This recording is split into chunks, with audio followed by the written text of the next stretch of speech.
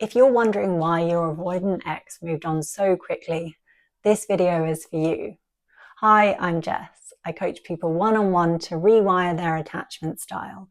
The link is in the description box if you want to find out more. So yeah, if you were in a relationship with an avoidant or dating one and it looks like they moved on just like that, it can be deeply painful. But it's absolutely not because you weren't enough, and it's not because you were too much. So there are only 3 reasons why avoidants move on so quickly, or anyone. And I can say with a reasonable level of confidence which one it is from sitting here. So let's look at each reason one by one. Reason 1, they avoid the pain. The defining avoidant pattern is that they disconnect from their emotions. So instead of feeling the heartbreak, they shut it down, they numb it. So what this looks like in practice is they dive headfirst into distractions. Work is a common distraction for avoidants after a breakup. Video games as well. When they play video games, hours can disappear in a world where they don't have to deal with emotions at all. So they might also distract themselves with someone new or just anything that keeps them from sitting in that raw emotional space. And I've noticed that how avoidants distract themselves depends on whether they lean more introverted or extroverted. Extroverted avoidants might start going out a lot, seeing friends all the time, surrounding themselves with people, lining up dates. They'll usually keep their calendar packed so they don't have to sit in silence or with those feelings. Introverted avoidants take a very different approach. They usually retreat into solo activities, binge watching TV, gaming like I mentioned, scrolling on social media for hours.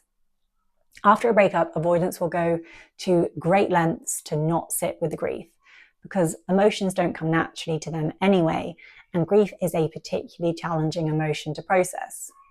There's a really interesting research paper that shows that a lot of people actually never properly process a breakup, and this is more common for men.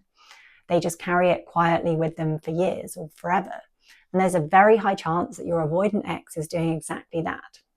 And a quick heads up, if you're anxiously attached, this is for you.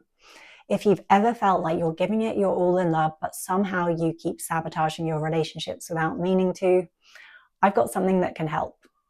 I put together a guide that breaks down the 3 biggest mistakes anxiously attached people make that push love away.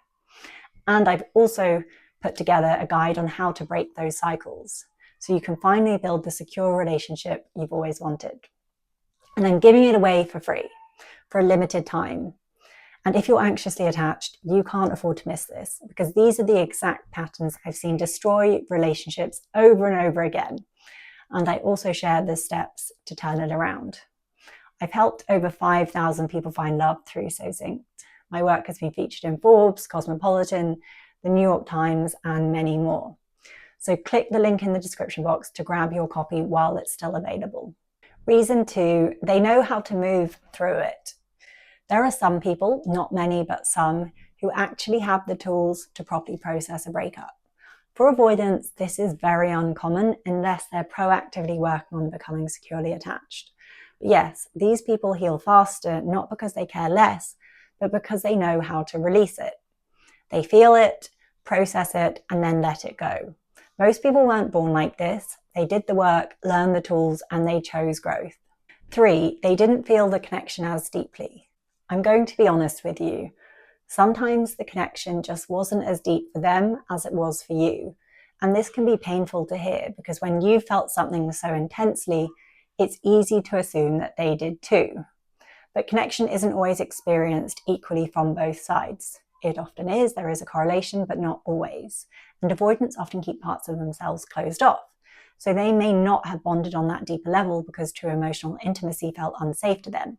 So while you were letting yourself love fully, they were only ever letting themselves love in a way that felt manageable to them. That said, avoidants do usually have a different kind of threshold for depth and connection. So all of this is relative to what's normal to you to an extent. But yeah, this hurts, but it's not a reflection of who you are at your core. It isn't proof that you're less lovable or that you imagine the whole thing. It doesn't make any of it less real. So yes, number 1 is the most common reason for avoidance by far. So if you're sitting there thinking, how did they move on so fast? They probably didn't. Avoiding the pain doesn't equal healing. Avoidants don't usually truly move on quickly. They just avoid the pain so it looks like they've moved on. And it is possible to rewire your attachment style. I work one-to-one with clients to do just that, so they can become secure and build lasting relationships. I think it's the best thing anyone can do for their relationships and their life. If you want to start that journey yourself, sign up via the link in the description box. You'll also get deeper insights I don't share anywhere else.